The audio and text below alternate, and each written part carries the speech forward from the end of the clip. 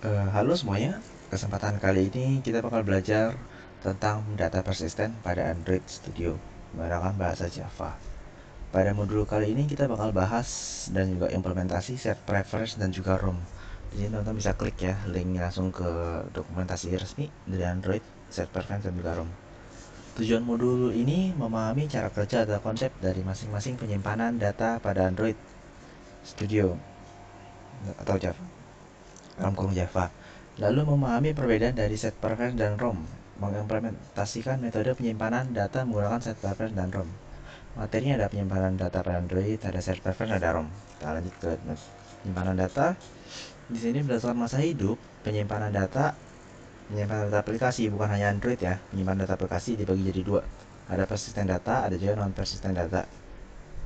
Data persisten ini bisa data yang persisten data atau data persisten. Bahasa Indonesia ini data persisten ya. Inggris persisten data merupakan data yang akan tetap tersimpan meski aplikasi ditutup atau device dimatikan dan dapat digunakan kembali pada saat aplikasi digunakan. Lalu yang non persisten data yaitu sebaliknya. Jadi kalau data aplikasi ditutup atau device-nya dimatikan, datanya hilang, tidak bisa digunakan kembali. Gitu. Contohnya apa? Persisten data. Yang non persisten data biasanya aplikasi sebelum-sebelum teman udah bikin, kayak misal udah masukin input npm segala macam, data segala macam, udah diklik input save, pas kalian close aplikasinya, terus dihapus dari resend, dibuka lagi, datanya hilang. Itu non persistent data. Kalau persistent data yang akan kita pelajari pada kesempatan kali ini. Oke, lanjut. Lalu Android menggunakan sistem file yang serupa dengan sistem file berbasis disk pada platform lain. Sistem ini menyediakan beberapa opsi bagi Anda untuk menyimpan data aplikasi. Ada penyimpanan khusus aplikasi, menyimpan file yang hanya ditujukan untuk penggunaan aplikasi Anda.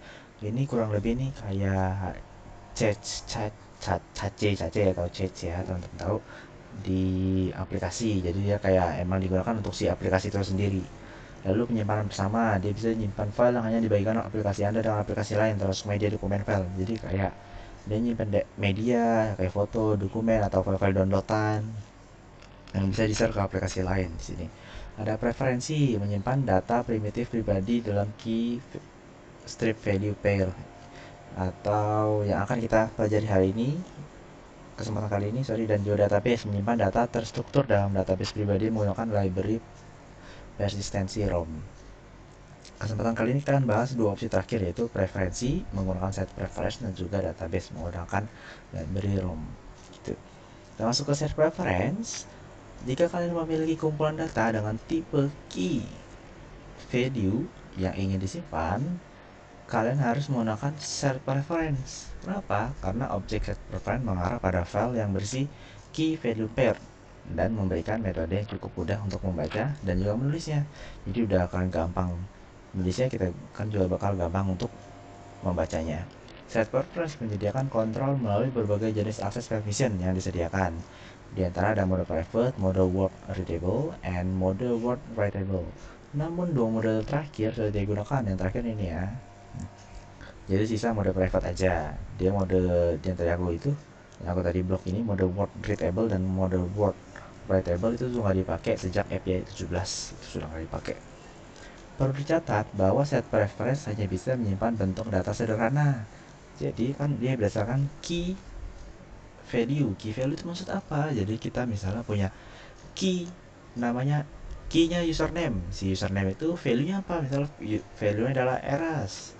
Jadi si key username memiliki value eras. Nah, seperti itu. Data itu kan datanya kayak simple ya. Data itu tuh sederhana, sorry. Jadi tuh dia cuma nyimpan string, double, integer, dan boolean. Tapi nggak cuma bisa nyimpan satu doang, nggak cuma bisa username doang, bisa lebih dari satu data. Cuma sederhana dia, string, double, integer, boolean, atau long, seperti itu. Selain digunakan untuk menyimpan data yang sederhana bersifat key value, set preference biasanya digunakan untuk menyimpan pengaturan aplikasi. Ini kalau teman-teman ingat landing board atau landing page ya, di biasa kalau teman-teman habis download aplikasi, misalnya download mobile banking deh, download yang dompet digital awal-awal kan kalian kan, atau e-commerce awal-awal kan ada kayak tutorial tuh, next next next next next ya kan. ini apa aja, aplikasi ini bisa apa aja, aplikasi ini ngapain aja, fitur ini apa aja. Nah, biasanya mereka tuh gunain set preference. Kenapa set preference? Jadi dia set preference kan berdasarkan key dan value, ya kan? Dia memiliki key, misalnya key-nya adalah is download, is new user, misalnya gitu key-nya. Sama dengan true. Jadi kalau key-nya is new user true, maka dia akan menampilkan yang tadi tuh tutorialnya, si aplikasi ini bisa apa aja, fungsionalitas apa aja, misalnya gitu kan, kayak perkenalan aplikasi. Tapi kalau udah selesai, udah misalnya pencet finish, otomatis key-nya berubah jadi false. Jadi selanjutnya kalau teman-teman buka aplikasi lagi, aplikasi yang sama nih, si key is new user ini hasilnya udah false, otomatis mereka aplikasi itu nggak bakal nampilin hal yang pertama kali teman-teman ditampilkan, kayak tutorial segala macam. Karena kalau ditampilin terus kan aneh kan, makan waktu juga kalau mau aksesnya, seperti itu bisa diginiin. Cuma pada kesempatan kali ini teman-teman bakal bikin set preference digunakan untuk auto login. Bedanya apa sih auto login itu? Kita bisa lihat aja nanti ya, kita edit. Mari kita coba mengimplementasikan set preference-nya. Pada edit pertama, teman-teman silahkan buat project baru dengan nama set preference underscore kelas underscore 4 digit npm terakhir. Y kelas X nya 4 kali adalah 4 digit npm terakhir. Project menggunakan bahasa Java dan jenis activity adalah MT activity. Jadi jangan lupa ya, pakai MT activity, jangan bahasa Java, jangan Kotlin. Karena biar kita selaras, karena kalau teman-teman Kotlin kan kesian asdosnya nggak bisa Kotlin seperti saya. Lanjut di selanjutnya kita buat package baru dengan cara klik kanan folder Java new package dan ketikkan model, lalu enter. Nah, bisa di package yang ini nih, com titik bla bla bla bla bla, klik kanan new package, ntar muncul kayak itu, ketik aja model lalu enter. Di sini kenapa saya udah ada, karena saya udah buat, baru saya screenshot. Lupa, sorry. Lalu di package ini, teman-teman kenapa sih perlu pakai package? Apa sih repot-repot package? Package tuh kayak bisa dibilang kayak folder aja lah, subfolder aja. Itu tuh kayak biar teman-teman tuh terstruktur code-nya. Jadi nanti si misalnya kelas user titik Java otomatis di folder model, nggak di satu folder yang sama, itu semua ada file di situ. Kan jadi lebih enak juga kalian lihatnya, untuk kedepannya juga misalnya ada error bisa gampang. Lalu pada package model yang baru dibuat, kita akan membuat file baru dengan nama user.java dengan cara klik kanan pada package model, new Java class, ketikkan user Java. Nah, jadi pada package model klik kanan new Java class. Lalu kita input, kita ketikkan user.java, enter. Kita bikin model aja. Model kalau di modul sebelumnya teman-teman namanya entitas ya. Cuma aku di sini namanya model. Terserah sih dari kalian mau namanya entitas atau model, terserah. Cuma baiknya diikuti aja model dulu, selaras untuk modul kali ini. Oke, biar kita selaras. Selanjutnya setelah membuat user Java, user titik Java file baru, otomatis kan kebuka tuh file baru dari si user titik Java. Kita tambahkan code seperti berikut. Ini sebuah code entitas biasa aja yang isinya adalah si username dan password. Jangan lupa getter dan setternya. Jangan lupa konstruktornya juga. Lalu selanjutnya buat package baru dengan nama preference. Kan sebelum kan kalian buat nama package baru model. Cuma buat sekarang preference dengan selevel lama tuh. Jadi ada level model, ada level yang preference, ada folder model, ada folder preference nanti. Simpel aja gitu. Lalu dalam package preference tadi, tambahkan file baru dengan nama user preference.java ya. Tambahkan kode berikut. Nah, servernya gini aja sebenarnya. Kenapa sih? Kalau di official documentation teman-teman tuh kayak nggak dipisah lah. Kenapa aku pisah ke separate file? Karena siapa tahu teman-teman membutuhkan tuh lebih dari satu preference, lebih dari satu set preference. Jadi ini kayak contoh deh, biar teman-teman biar enak juga kan, kayak dipisah ke file lain. Di sini kita mendaftarkan set preference dengan nama set preference. Ada set preference titik editor. Editor ini apa? Nanti kita bisa lihat sama-sama. Konteks kita, karena si set preference ini butuh konteks nanti. Lalu mendefinisikan key. Kenapa sih perlu key ini? Karena yang pertama set preference itu menyimpan data berdasarkan key value pair ya kan, key step value pair. Jadi ada key-nya value-nya apa gitu. Nanti kita jadi punya key username ini apa sih, isinya sebenarnya username doang, si string username gini doang, cuma kita buat dia key username, key password is login itu agar teman-teman konsisten. Jadi misal teman-teman akses file ini di activity lain, mungkin di kelas lain, memanggil si user preference ini, teman-teman nggak perlu ingat-ingat, nggak perlu apa ya, ingat-ingat si key username ini hurufnya kapital semua apa gimana, atau camel case atau segala macam. Jadi tinggal panggil aja si key username, otomatis sama. Karena beda key beda ya nilainya ya, kamu beda huruf besar kecil juga beda. Kita buat konstruktornya yang butuhkan konteks untuk si set preference, konteks get set preference. Si ini penamaan user preference ini adalah opsional ya, ini hanya penamaan aja. Lalu ada konteks titik mode private seperti dibilang sebelumnya di teori. Modenya setelah API 17 itu tuh sisa mode private. Editor sebenarnya set private.edit. Oke. Selanjutnya ada kita membuat function lagi dalam si kelas user preference, membuat function set login. Ada parameter string username dan string password. Nah, di sini menyimpan data login ke set preference dengan key dan value. Nah, seperti namanya editor. Kenapa sih dia manggil editor bukan si set preference? Sebenarnya si editor ini adalah bagian dari set preference. Si editor titik put boolean seperti dibilang juga tadi, dia itu menyimpan data yang sederhana. Balik ya, hanya menyimpan data bentuk data sederhana, string, double, int, boolean atau long.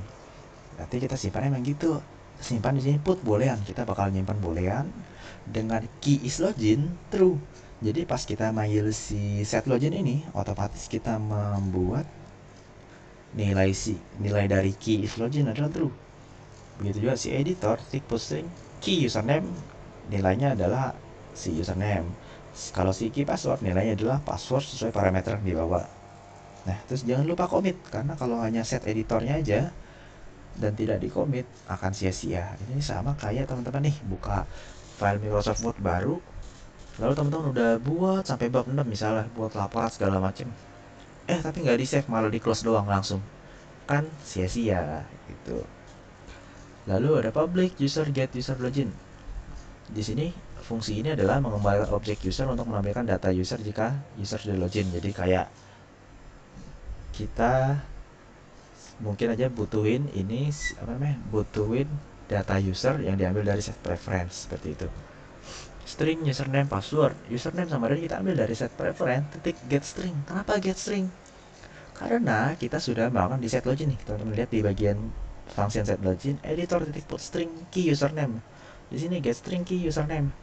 Kalau kalian sudah putnya pakai string, terus di sini getnya ya harus string juga, nggak boleh int, karena harus konsisten seperti bilang. Terus key-nya username, 0, 0 ini apa sih? 0 ini adalah nilai default. Kalau si key username ini belum punya nilai, atau suatu saat nih si set login ini belum pernah dipanggil, tapi tiba-tiba langsung manggil si get user login, otomatis si key username ini nilainya adalah nge-return adalah 0. Kalau ada nilainya, dia return si nilai si value dari si key ini, si key username. Lalu dia nge-return sebuah objek dari user dengan username password segala macam juga. Oke, lanjut. Function public boolean check login. Nah, di fungsi ini mengembalikan nilai is login jika sudah login otomatis. Jika sudah login, otomatis nilai true, jika tidak akan return false. Dia nge-return set preference titik get boolean is login, false. Seperti dibilang, ini kan 0, berarti nilai defaultnya adalah 0.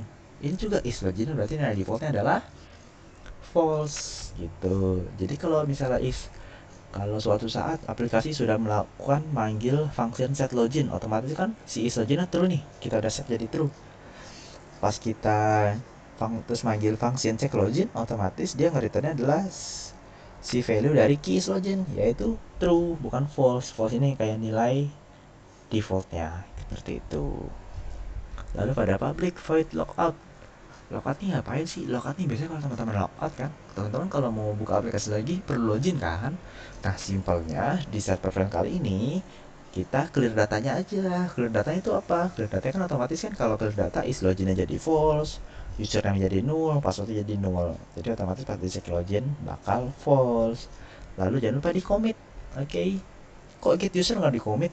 Karena kita nggak ubah data apa-apa kan, kita cuma ambil aja, kayak misal ambil ambil analogi Word tadi, kita cuma buka file Wordnya aja buat copy paste datanya, tapi kita nggak merubah isi dari file Word tersebut seperti itu.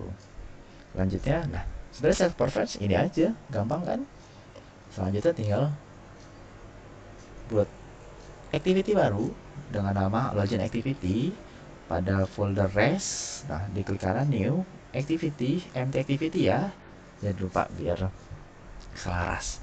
Lalu udah kita buat activity baru, kita tambahin dulu gambar baru untuk bagian depan login activity. Nah, nanti akan kita pakai dengan cara copy gambar yang apapun yang kalian punya. Saya copy misalnya nih, ada gambar namanya Unraw Teacher 35J2 PNG.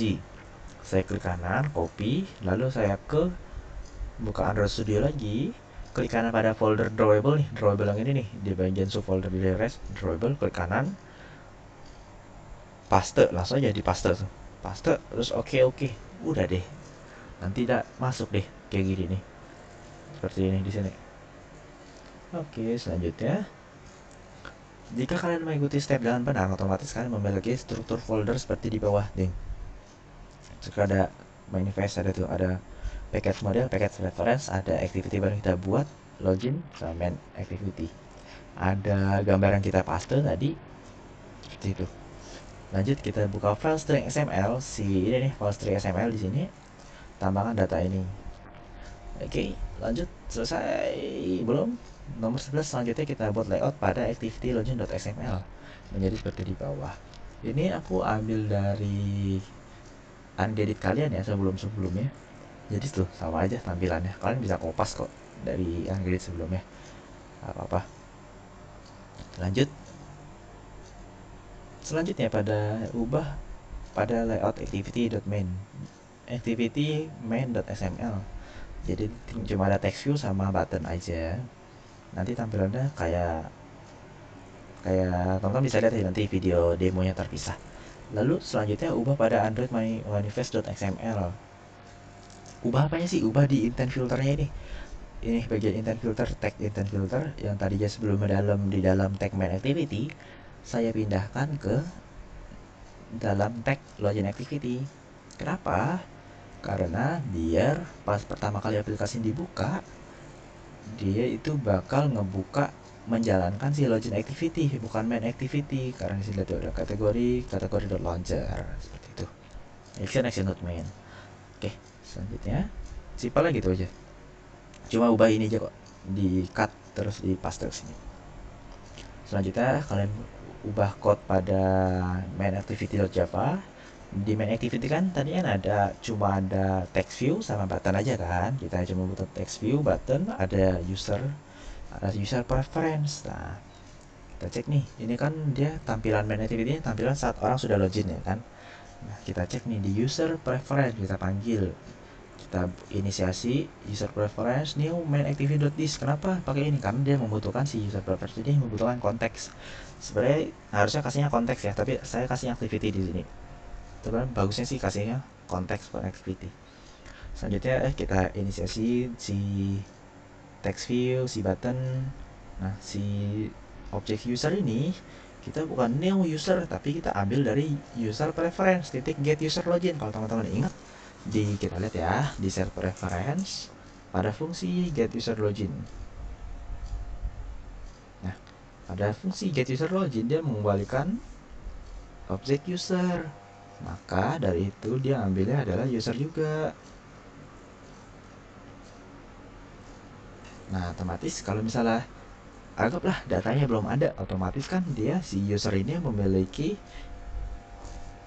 username 0 dan password juga 0 ya kan. Lalu kita manggil fungsi check login. Fungsi check login ngapain sih? Kita lihat nih, this function will check if user login, akan memunculkan toast, jika tidak redirect ke login activity. Jadi user preference.check login, kalau teman-teman ingat, kita lihat lagi ya, di user preference.check login, function check login pada kelas user preference. Nih, check login dia bakal mengembalikan nilai is login. Berarti dia bakal ngembaliin boolean true atau false, ya kan? Intinya kalau nilainya adalah false, if nilainya false, dia bakal dari main activity bakal dipindahkan ke login activity gitu, di redirect ke login activity lalu di finish gitu doang. Lalu kalau misalnya true, berarti oh isLogin itu true, si key isLogin itu memiliki value true, dia bakal melakukan toast, hey kamu sudah login, seperti itu. Simple kan? Lanjut, setelah dia cek login, otomatis kan kalau misalnya dia udah login bakal nge-toast, hey kamu sudah login. Berarti kalau melakukan yang toast ini, dia lanjut ke line berikutnya. Dia bakal ngeset tv.welcome set text selamat datang user get username. Yang otomatis kalau misalnya is login ini dinilai true, otomatis si user ini key si username dan password ini nggak bakal kosong, ya kan?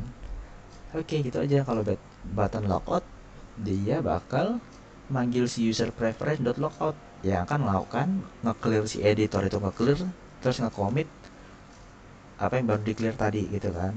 Setelah logout dia langsung ngetos bilang bye bye, lalu cek login lagi sama dia bakal ngecek lagi apakah cek si isLogin itu true. Kalau true dia bakal ngetos, kalau false dia bakal start activity nge-redirect ke login activity. Karena kita sudah nge-clear tadi di function logout tadi, otomatis kan isLoginnya nilainya adalah false, otomatis dia bakal nge-redirect ke login activity seperti itu. Selanjutnya ubah kode pada login activity. Nah ini dulu kode login activity, ada edit text, ada username, ada password, ada button clear, ada button login, ada user preference juga. Di user preference kita inisialisasi dulu tadi pakai tuh, dia ada tulisan konteks, dia membutuhkan konteks sebenarnya, tapi saya memberikan activity sebenarnya nggak masalah sih, Android udah pintar dah. Cuma baiknya kalau minta konteks dikasih konteks karena agar konsisten seperti itu.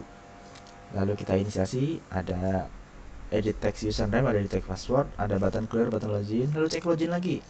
Apps will check the login first from set preference. Kita lihat function check login ke bawah, function check login if user preference detik check login. Kita lihat tuh, kalau di check login kan dia ngebalikin nge-return value dari key is login. Berarti kalau true, otomatis kalau true dia bakal menjalankan sini. Kalau true otomatis dia bakal redirect langsung ke main activity. Kalau false dia nggak ngapa-ngapain, otomatis dia bakal ngelanjutin si code line ini. Line selanjutnya adalah inisiasi btn clear, dia untuk nge-clear fieldnya. Lalu btn login, kalau diklik dia bakal ngecek validate formnya. Validate formnya adalah cuma ngecek apakah empty. Kalau empty tambahkan toast, kalau tidak maka lanjut. Selanjutnya akan dicek apakah username-nya nama 1807xxx, apakah passwordnya eras gitu. Kalau benar si usernya menginputkan 1807xxx sekian dan juga passwordnya eras, dia bakal manggil si set preference titik function set login. Nah, dengan bawa parameter username dan parameter password. Kalau kalian masih ingat, di set login itu kita membuat si key value, si key is login menjadi true, ya kan? Terus kita cek login, di mana cek login? Dia melakukan yang sama, apakah si key is login itu true? Kalau true dia langsung ke redirect ke main activity gitu. Nah, jadi teman-teman bisa lihat nih, di sini cek login dipanggil 2 kali.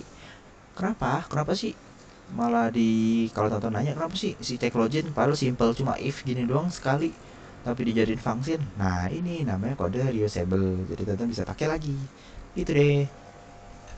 Lalu else, kalau else berarti kan salah passwordnya, dia bakal ngetos username atau password salah seperti itu. Jangan lupa ya diganti ya, 1807xx diganti dengan npm kalian dan eras diganti jadi nama panggilan kalian. Nah terus kalian bila sekarang kalian bisa langsung jalankan program tadi kalau sesuai dengan apa yang ada di sini yang sudah didemokan di guided, bakal sama dengan demo dari guided yang akan aku kasih video terpisah. Nanti linknya bisa diklik teman-teman. Oke, selanjutnya kita ke materi ROM. ROM ini memberikan lapisan abstraksi pada SQLite untuk memungkinkan akses database yang lancar sekaligus memanfaatkan kemampuan SQLite secara optimal. Dan untuk penyimpanan data yang lebih kompleks, sebuah database dapat digunakan untuk menyimpan data dan mempermudah pengaksesan data daripada menggunakan file atau set preference. Nah, kalau teman-teman ingat, set preference itu kayak menyimpan data yang sederhana, ya kan? Cuma string, si boolean, si integer, si long, gitu. Aplikasi yang menangani data terstruktur dalam jumlah sangat banyak akan sangat terbantu jika data tersebut disimpan secara lokal. Kasus penggunaan paling umum adalah membuat cache dari bagian-bagian data yang relevan. Dengan demikian, perangkat tidak akan mengakses jaringan, pengguna masih dapat menjelajahi konten ketika offline. Setiap perubahan konten yang diinisialisasi oleh pengguna kemudian akan disinkron ke server setelah perangkat kembali online. ROM membantu melakukan integrasi antara project dengan SQLite database yang akan digunakan. ROM ini sangat membantu jika menangani data terstruktur dalam jumlah sangat banyak. Terdapat 3 komponen utama ROM. Nah, singkatnya, bedanya ROM sama set preference apa sih? Set preference itu menyimpan data. Yang pertama, dia menyimpan data yang sederhana, ya kan? Jadi cuma string, gitu, aku bilang int long. Kalau si ROM ini, dia menyimpan data yang bisa dibilang relasional juga, bisa dibilang, karena kan dia menerapkan SQL, ya kan? Dan juga dia biasa itu menangani data yang terstruktur, data yang jumlah sangat banyak, yang disimpan secara lokal. Nah, kasus penggunaan paling umum buat cache. Jadi rata-rata nih aplikasi Android itu dia memanfaatkan API ya teman-teman. Cuma suatu ketika mungkin saja ya aplikasinya tuh kayak API ini nggak selalu on 24 jam. Jadi kemungkinan agar aplikasi ini bisa diakses oleh teman-teman ketika menggunakan mode offline atau tanpa internet, teman-teman perlu menyimpan datanya dalam sebuah database. Nah, di mana di sini ada ROM, ada library ROM yang akan membantu kalian untuk menyimpan data secara SQL, bisa dibilang seperti SQLite malah, yang lebih kompleks seperti itu. Nah, ROM sendiri ini punya 3 komponen utama, ada database, ada entitas, ada DAO. Entitas ini merepresentasikan table dalam database. Nah, jadi kalau yang sebelumnya tuh, yang kalau kalian ingat set preference, kita punya entitas atau model ya, di package model. Cuma aku namanya model, tapi ini entitas namanya. Oke, kalau aku sebut entitas itu sama aja kayak model yang dibuat di sini, oke, di model kali ini. Nah, si model kali ini dia nih merepresentasikan sebuah table. Jadi kalau di set preference sebelumnya tuh kayak si user itu tuh punya table user seperti itu. Kalau DHO berisi metode yang digunakan untuk mengakses database. Nah, jadi DHO ini nih kayak metode kayak query bisa dibilang. Kalau teman-teman kan udah pernah belajar itu kan, PBO kan, ada DAO juga kan, DAO kayak query dari database gitu. Lalu ada si database sendiri. Database ini berisi penampungan database dan berfungsi sebagai titik akses utama bagi koneksi saat ini ke data relasional aplikasi yang persisten. Jadi bisa dibilang database ini kayak ngubungin titik akses utama bagi koneksi dengan data relasional. Nah, si database ini harus menerapkan ini semua, yaitu kelas si database ini harus dianotasikan dengan add database, anotasi database, dan memenuhi ketentuan kelasnya nih harus merupakan kelas abstrak, ya kan? Kelas abstrak tuh yang mengextend bisa teman-teman ya, yang mengextend kelas room database. Lalu menyertakan daftar entitas yang terkait dengan database dalam anotasi. Jadi nanti dalam anotasinya ya, atau jadi pokoknya kayak didaftarin lah entitas yang sudah ada, karena masing-masing entitas merepresentasikan sebuah table. Oke, lalu berisi si kelas database ini berisi metode abstrak yang memiliki 0 argumen dan menampilkan kelas yang dianotasikan dan DAO. Jadi dia isinya cuma kelas-kelas yang memiliki 0 argumen, yang dimana kelas itu harus mengimplementasikan anotasi DAO gitu. Saat waktu proses, Anda dapat memperoleh instan database dengan memanggil rom.database builder. Nah, jadi kita bisa memperoleh instan database dengan manggil si rom.database builder atau rom.in-memory database builder. Bedanya apa? Ini ada beda, in memory database builder. Jadi kayak pakai instan yang sudah ada di dalam memori seperti itu. Lanjut. Nah, ini gambaran nih, ada room database, diambil DAO nya, dari DAO diambil entity-nya dari database, terus dari entitas dia bisa getter atau set ke value yang ada, ke dari apa namanya, get atau set value ke aplikasi. Lalu kita coba mengimplementasikan ROM. Oke, selanjutnya guide kedua, teman-teman buat project baru dengan nama ROM underscore kelas underscore 4 digit npm. Oke.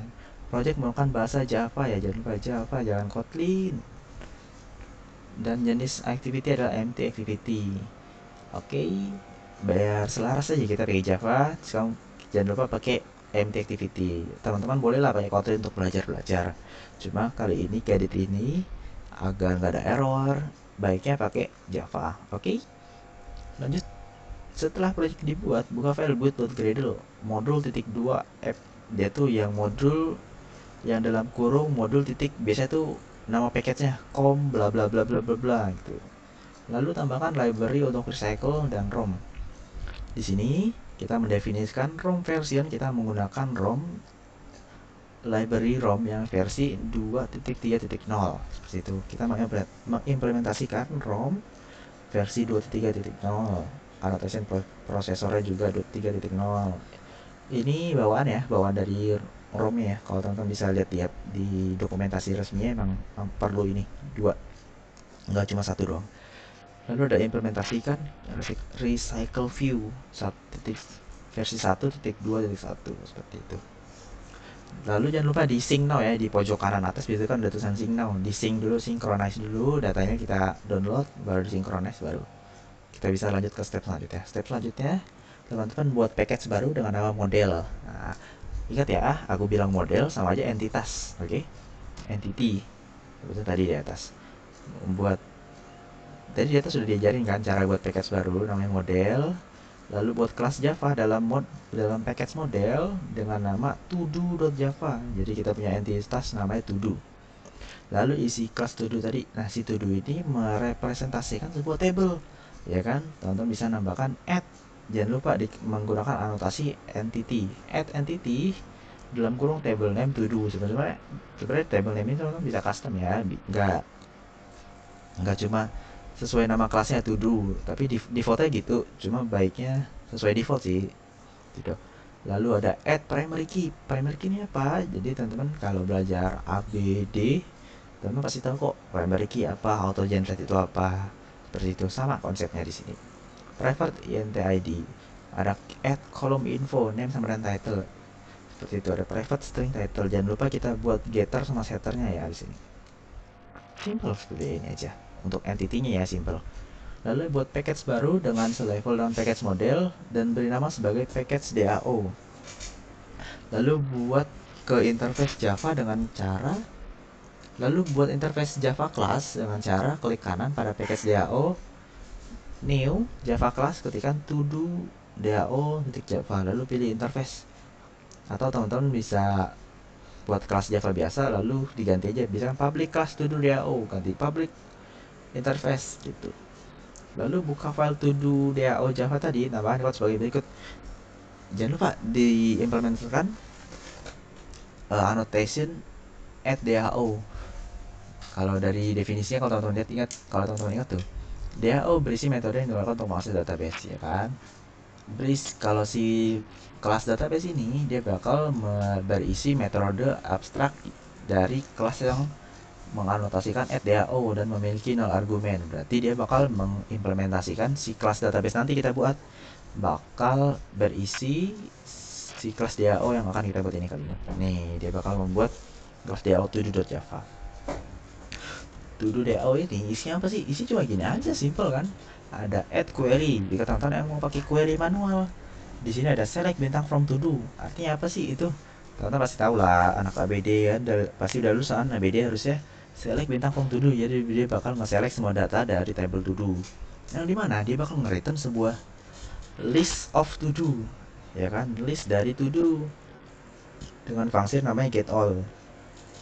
Lalu ada annotation add insert, ada annotation update, annotation delete. Kok kenapa nggak ada annotation select gitu? Sebenarnya ada aja, cuma saya pakai query. Terus kok insertnya nggak pakai query? Kan bisa insert itu Ya bisa aja, cuma ya kita pilih yang simpel aja pakai insert. Terus kenapa kalau ada pertanyaan lagi, kenapa parameternya langsung satu satu ini satu objek, satu instance to do? Ya karena satu instance itu sudah merepresentasikan sebagai satu table. Jadi otomatis satu instance ya udah pasti pasti isinya itu sama, ya kan? Cuma value-nya aja yang beda. Tapi bisa nggak kak dibikin kayak misalnya string title tadi sendiri? Bisa aja, cuma nggak pakai yang string ya, pakai yang query tadi. Pakai yang query ini nih, add query. Selanjutnya buat package baru lagi setara dengan kedua package sebelumnya dan beri nama database. Lalu pada package database yang baru dibuat tambahan file Java class baru dengan beri nama app-database.java. Terus buka filenya dan ubah kodenya gini. Nah inilah file database yang tadi yang kita udah bilang. Dia menganotasikan add database, anotasi add database kan, dan juga jangan lupa entitasnya daftarin tadi entity, ada to do class ya kan, ada to do titik class. Kata kalau teman-teman ingat to do, kita bikin entitas to do dalam package model ya kan. Koma version database-nya ada satu. Yang aku baca dari internet itu version 1 tuh kalau kalian punya satu table, kalau lebih dari satu table versinya sama dengan dua gitu. Terus jadi public abstract class. Nah si tadi dari, nah ini kelas database ini harus berupa kelas abstrak ya bang, extend room database. Kita lihat deh extend room database nggak. Public abstract udah benar, kelas app database extend room database, oh berarti sudah sesuai dengan kriteria di atas dan isinya adalah si DAO yang dimana tanpa nol argumen. Tuh lihat tuh ada DAO yang mau implementasi, kelas abstrak yang mengimplementasikan anotasi DAO, yaitu to do DAO. To do DAO kan tuh ada add DAO ya, seperti itu di situ. Oke, selanjutnya buat file baru lagi pada package database dengan nama database todo.java dan ubah code jadi berikut. Public database DAO, public class database DAO, private context, dia butuh konteks untuk simak ke database, private static database to do, private app database. App database itu dari sini ya, file name database. Public kita buat konstruktornya, dia butuh konteks, database sama dan room titik database builder. Nah teman masih bisa ingat kan, dia kalau mau manggil room database builder tuh, room database builder. Nah, atau room in memory database builder, kita pakai yang ini aja karena kan kita belum tentu udah ada di memory kan database nya gitu. Lalu dia butuh konteks dibilang, makanya dia butuh konteks. Lalu butuh app database titik class. App database class nih pokoknya parameter yang dibutuhin deh si database builder. Biasanya kan ada tuh, ada keterangannya dia butuh apa, kelas apa, seperti itu. Name to do, jadi kita bakal punya database namanya to do. Nama database nya bukan nama table ya, ingat. Titik allow main thread queries, ini biar kayak apa ya, intinya mengignore warning, bisa dibilang gitulah, ignore warning lah segala macam. Titik build, jangan lupa. Public static synchronize database to do get instance, dia bakal nge-get instance. Kenapa sih perlu synchronize? Karena dari official documentationnya dia synchronize, jadi saya ikutin. Database to do, kalau database to do-nya 0, berarti kalau database belum ada, dia bakal membuat database baru dengan konteks yang sudah ada. Kalau sudah ada, berarti bakal nge-return database-nya. Public app database get database, dia bakal nge-return database. Oke. Sip. Selanjutnya, kita bakal tambahkan icon atau vektor, icon atau vektor asset dengan cara klik kanan pada folder drawable, klik kanan new vector asset, seperti itu. Terus di vector asset kalian pada lalu double klik pada bagian clip art, di double klik, double klik teman-teman, lalu ketik edit, lalu pilih di klik editnya, terus di OK, terus next, terus di finish. Udah deh, kita punya satu vektor seperti ini, edit. Lalu juga tambahin juga yang sama dengan keywordnya delete ya. Ini kan edit nih di sini, teman-teman tambahin keywordnya delete. Oke, lanjut. Selanjutnya buka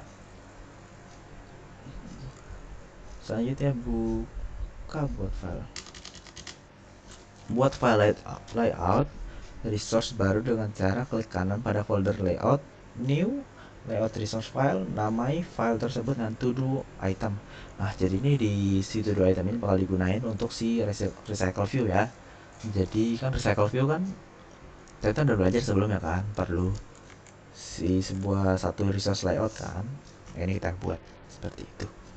Selanjutnya ubah pada to do item.xml seperti di bawah. Di sini kita pakai card view. Sorry. Di sini kita bakal pakai card view,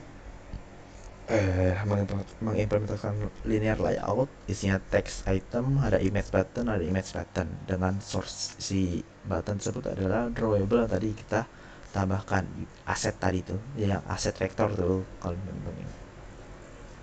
Lalu pada file activity.main ubah jadi kayak gini. Dia ada mengimplementasikan linear layout, ada edit text, ada linear layout lagi, ada button, ada recycle view. Karena kita melakukan recycle view, maka kita perlu membuat file adapternya dengan cara menambahkan package baru dengan nama adapter. Dan pada package adapter, buat file baru dengan nama todo-adapter.java. Selanjutnya, buka file todo-adapter.java tadi dan ubah kodenya sebagai berikut. Sepertinya todo-adapter.java ini nggak perlu dijelasin lah ya, udah ada di modul sebelumnya. Jadi ini ada adapter biasa aja, ada view ordernya, dia ngebinding view ordernya. Nah di sini kalau teman-teman lihat ada btn delete, ada btn editnya kosong, nggak ada isinya. Tapi aku udah set on click listener, aku udah bikin listener tapi kosong, nggak ngapa-ngapain. Teman-teman pasti tahu lah ya mesti ngapain. Oke, selanjutnya ada main activity.java. Teman-teman buka main activity.java, ubah kodenya jadi gini. Karena di activity kan ada edit text 1, ada button 2, seingat aku ada recycle view. Nah ini ada list to do nya, ada, dan perlu adapter yang untuk si recycle view. Kita inisialisasi segala macam yang dibutuhkan, ada btn add. Nah di btn add nya berarti saat kita ketik nanti to do list, kita mau nambahin sebuah to do, pas diklik kita cek dulu nih apakah si to do ini kosong. Kalau kosong, dia bakal ngetes belum diisi tuh. Kalau nggak kosong tuh ada anotasi tuh, ada tanda seru, berarti kebalikannya is empty. Berarti kan kalau true, berarti kebalikan dari true apa? False. Kalau nggak empty, dia bakal manggil function add to do. Kita lihat di function add to do ada ngapain sih. Private void add to do, final string title add to do get text to string. Jadi dia ambil value dari edit text to do tadi. Lalu kita buat kelas baru add to do extend async void. Kalau teman-teman bingung ngapain sih kak dalam function perlu kelas lagi, udah gitu kelas async lagi, apaan itu kelas async? Async tuh asynchron ya, jadi teman-teman tuh bisa dilakukan secara asinkron, secara asinkron tuh kayak nggak bersamaan gitu, secara bersama. Jadi teman-teman nggak perlu nunggu suatu tugas selesai untuk menjalankan tugas ini, tapi dia langsung barengan gitu. Makanya kita pakai asinkron. Nah di sini kita pakai asinkron kenapa tuh? Kalau teman-teman lihat tuh nama fungsinya aja do in background, jadi bakal ngelakuin ini di background. Oh ya, di sini yang function do in background dan on post execute ini aku nggak ketik manual ya, aku override tuh, emang bawaan dari kalau mengextend kelas asing, dia otomatis perlu mengimplementasikan. Kita bisa nge-override lebih tepatnya, override si kelas, si fungsi do in background dan fungsi on post execute. Do in background ini apa? Do in background ini kalau kita nanti manggil kelas to do ini, dia bakal melakukan ini di balik layar on background. Jadi tuh kita aplikasi di tampilan kita nggak perlu nunggu, tapi dia di balik layar tuh dia melakukan hal ini, yaitu membuat entitas to do, terus membuat set title ya dengan title yang kita buat tadi tuh. Di sini kita ambil dari edit text, lalu kita panggil database to do tadi, kita get instance, yang dimana get instance itu membutuhkan sebuah konteks ya kan. Lalu kita ambil database-nya, app database, yang dimana database itu adalah app database. Lalu kita panggil to do DAO. Lalu kita dari to do DAO kita panggil fungsi insert to do, yang dimana membutuhkan parameter to do yang kita sudah buat tuh di sini to do gitu. Kak, kalau si database ini manggilnya to do-nya yang lain bisa asalkan sudah didaftarkan di sebelumnya nih, di sini nih. Mana tadi ya? Agak jauh sorry ya. Bentar. Nah, di sini nih, teman-teman kalau lihat di file app database.java tuh ada public abstract to do DAO. Teman-teman kalau mau tambahin to do lain, tambahin aja public abstract misalnya user DAO. Ya, tambahin namanya user DAO gitu. Otomatis bisa dipanggil di tempat tadi. Bisa titik user DAO nanti di sini nih. Lalu titik nama function dari si user DAO apa yang ada seperti itu. Return null, kenapa return null? Karena dia perlu return si ini void gitu, jadi kita kasih null aja. Lalu on post execute nya apa? Seperti namanya post execute. Setelah di execute, setelah post itu apa ya? Setelah, ya bener, setelah execute dia bakal melakukan ngetos berhasil menambahkan data gitu. Terus edit textnya kita set, kita clearin. Lalu get to nya apa ini? Ada fungsinya di bawah, nanti kita lihat ya sama-sama. Lalu setelah kelasnya selesai ditutup, nah sebenarnya kita buat kelas nih di dalam function, kita belum, si kelas ini nggak bakal dijalanin kalau cuma dibuat uang, makanya kita inisialisasikan add to do, namanya add to do sama dengan new add to do kosong, karena konstruktornya kosong kan, dia nggak ada konstruktor, kita nggak buat konstruktor apa-apa, nggak butuh parameter apa-apa, otomatis defaultnya ada konstruktor kosong. Add to do dan execute, kenapa take execute ada bisa padahal nggak ada fungsinya, karena kita mengextend si async task tadi seperti itu. Lanjut di function getToDo yang tadi dipanggil di onPost execute, dia akan melakukan membuat kelas lagi dalam function. Kelasnya namanya getToDo, mengextend async lagi tuh. Tapi di sini lihat itu bedanya tuh, ada void di sini void list to dos. Apa sih itu? Di sini dia bakal nge-return list to dos pada saat doing background. Nah, teman-teman lihat di function doing background di sini return dia membutuhkan, dia mau return the list to do. Lihat di sini kalau yang di add to do dia return adalah si void, berarti kan beda ya list to do sama void kan. Jadi kita list to do, kalau list to do, kalau teman-teman lihat, kalau teman-teman ingat di DAO yang kita buat, kita lihat lagi ya ke atas ya. DAO yang kita buat tuh, yang query get, yang function get all, dia mengembalikan list to do juga, otomatis sama dong. Kita ambil database nya, berarti ambil semua data dari database. List to do sama dengan database to do titik get instance, dia ambil instance nya dulu, cari, lihat dari konteksnya, kita get database apakah ada, kalau ada lihat dari to do nya, kita get all. Udah deh, otomatis get all kan dia nge-return sebuah list of to do, jadi tampung dalam to do list, kita return to do listnya selesai. Setelah doing background selesai, dia masuk ke post execute, kita to do adapter sama dengan new to do adapter, lalu kita set si recycle view nya dari to do adapter yang tadi tuh, yang sudah kita dapat di sini tuh list to do nya tuh. Tuh ada tuh list to do nya tuh, kan kita dari on post execute kan, karena dia si doing backgroundnya kan return list of to do, otomatis on post execute-nya juga dia bakal ngedapet si list of to do, ngebawa parameter list of to do. Tuh lihat di sini ya kalau teman-teman lihat tuh. Dan dimana list of to do ini nanti akan digunakan untuk data dari adapter, si to do adapter yang akan ditampilkan di recycle view. Sama seperti add to do tadi, kita buat inisialisasikan dengan konstruktor kosong dan tick execute. Sudah deh. Setelah itu, jika teman-teman mengikuti step di atas dengan benar, maka kalian akan memiliki struktur folder seperti berikut.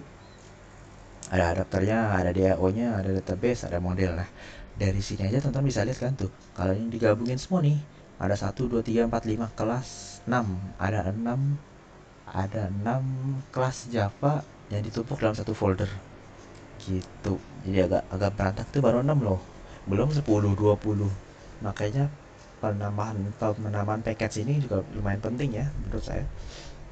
Lalu ada drawable yang tadi kita tambahkan, ada tuh, ada baseline edit, ada baseline delete seperti itu, ada layout kita tambahin tadi, to do item, ada activity mail tadi. Nah ini modulnya tuh, yang build Gradle modul titik 2, oh nama app-nya, sorry, build Gradle nama app-nya tuh. Yang teman-teman ingat yang awal-awal pertama kali definisikan, implementasikan ROM, iya, di file ini ya. Oke, sekarang coba jalankan program yang sudah dibuat tadi. Jika aplikasi berjalan sesuai dengan video, maka kalian berhasil mengimplementasikan library ROM dengan studi kasus membuat aplikasi to do yang data to do tersebut disimpan pada ROM. Oke, untuk demonya bakal dipisah di video terpisah yang linknya pasti sudah akan dilampirkan saat kalian menerima modul ini. Kalau begitu, oh aku ada tambah nih. Dapat mana ya?